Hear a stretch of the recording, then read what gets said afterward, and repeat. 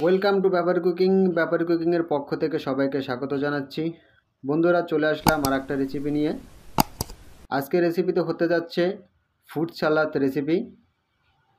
তোমাদের আজকে আমি ফ্রুট সালাদ রেসিপি করে দেখাবো। ফ্রুট সালাদ রেসিপিতে যে যে উপকরণগুলো লাগছে, একটা আপেল নিয়েছি, এটা আমি ধুয়ে টুকরো করে কেটে নিয়েছি। একটা পেয়ারা নিয়েছি, এটাও আমি ধুয়ে ভালোভাবে টুকরো করে কেটে নিয়েছি। একটা শসা নিয়েছি, এটাও আমি টুকরো করে কেটে নিয়েছি। একটা কলা নিয়েছি, এটাও আমি টুকরো করে কেটে নিয়েছি। আমি 10 থেকে 15টার মতো আঙ্গুর ফল নিয়েছি, এটাও মাঝখানে কেটে টুকরো করে নিয়েছি।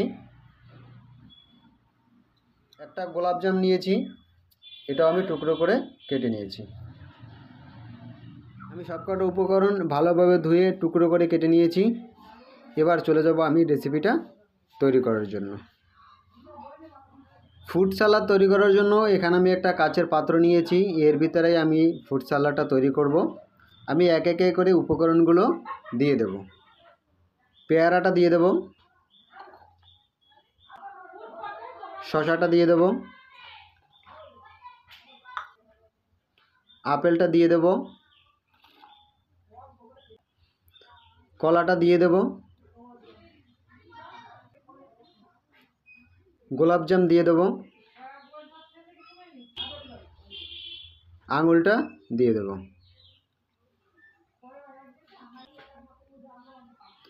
এক চামচের মতো চিনি, এটা আমি দিয়ে দেব। এটা দিলে খুবই আমাদের টেস্টি হয়, তোমরাও এটা স্কিপ করতে পারো। আমি এখানে 1 চামচের মতো চিনি দিয়ে দেব। বিট নুন নিয়েছি, এখানে পরিমাণ মতন আমি বিট নুন দিয়ে দেব। তোমরা তাদের পরিমাণ মতন এখানে বিট নুন দিয়ে দেবে। গোলমরিচের গুঁড়ো নিয়েছি, এটাও পরিমাণ মতন আমি দিয়ে দেব। এখানে গোলমরিচের গুঁড়ো বেশি একটা দেওয়া যাবে না, তাহলে আমাদের টেস্টটা অনেকটা কমে যাবে। আমি অল্প পরিমাণে লঙ্কার গুঁড়ো দিয়ে দেব। তোমরা চাইলে এটাকে স্কিপ করতে পারো। হালকা পরিমাণে ঝাল ঝাল আসার জন্য আমি অল্প পরিমাণে লঙ্কার গুঁড়ো দিয়ে দেব। আমি একটা লেবুর রস আগে থেকে বের করে নিয়েছি, এই লেবুর রসটা দিয়ে দেব।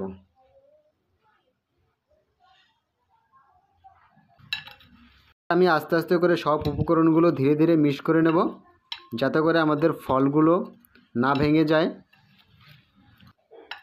ধীরে ধীরে করে আমাদের এটা মিক্সড করতে হবে, তাড়াহুড়া করলে চলবে না। আস্তে আস্তে করে আমরা সব উপকরণগুলো ভালোভাবে মিক্স করে নেব।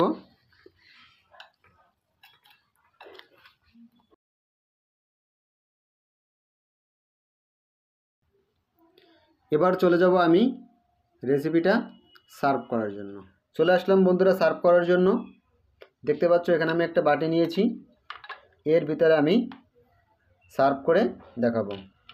তাহলে বন্ধুরা, তোমরা যারা আমার ভিডিওগুলো দেখছো, প্লিজ প্লিজ প্লিজ প্লিজ বন্ধুরা, সত্যিই যদি আমার রেসিপি তোমাদের ভালো লাগে থাকে, অবশ্যই আমার চ্যানেলটাকে সাবস্ক্রাইব করে দেবে এবং অল ঘন্টি বাটন বাজিয়ে দেবে, যাতে করে নতুন নতুন রেসিপির নোটিফিকেশন তোমাদের কাছে চলে যায়। আর অবশ্যই একটা কমেন্ট করে দিও এবং শেয়ার করতে ভুলো না। দেখতে পাচ্ছ বন্ধুরা, সার্ভ আমি করে দিয়েছি। এভাবে তোমরা সার্ভ করে পরিবেশন করতে পারো। এটা খুবই একটা সুস্বাদু এবং মজাদার রেসিপি।